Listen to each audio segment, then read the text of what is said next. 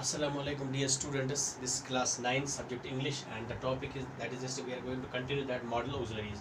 Yesterday we discussed about the will and shall. We will today continue it. There is a in interrogative sentence which is which makes a question.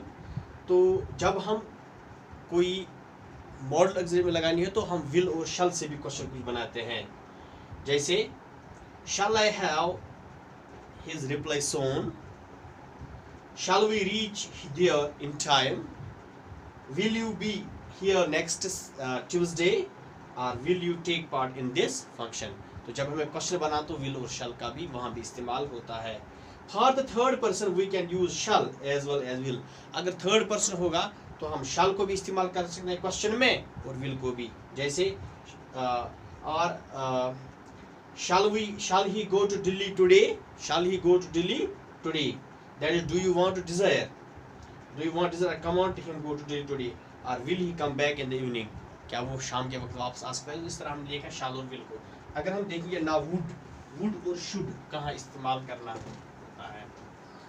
You should remember these are 13 in number. So you should learn it by heart. तो अगर हम देखेंगे would और should को, would और should को हम कैसे इस्तेमाल करते हैं. Would is used to denote. Would is used to denote the past of will. This is the past of will, as I told him that I would come.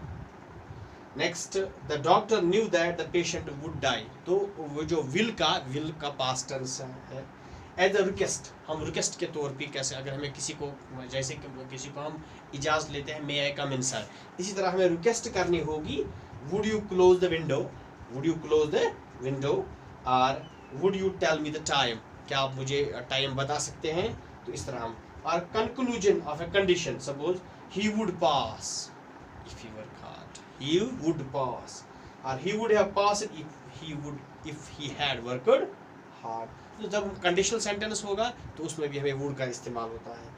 Or should is used to denote the past of shall. ये तो past of shall का past tense है. तो इस तरह अगर हम देखते हैं यहाँ, I expect that I would pass. would भी आ सकता है और should भी आ सकता है. He insisted that the paper should be destroyed. Paper should be destroyed. should को हम advice के तौर पे लेते हैं. You should give up smoking. You should give up. You should take this medicine regularly. This is an advice. और अगर हमें ड्यूटी के तौर पर, जब हमें duty as a duty, you should obey the laws. ये ड्यूटी है, obligation है, and you should do your duty. ये obligation है, moral obligation है. और there is probability. We should arrive before the dark. We should arrive before this obligation. The road should be less crowded today. This is probability. And there is also a supposition. If there is supposition of the condition, if it should rain, they will not come. Or I should go if I were you. I should go if I were you. तो इस तरह हम देखते हैं तो should और would कहाँ इस्तेमाल होते हैं. जैसे हम देखते हैं या कभी लिखते हैं walk slowly, lest you dash fall.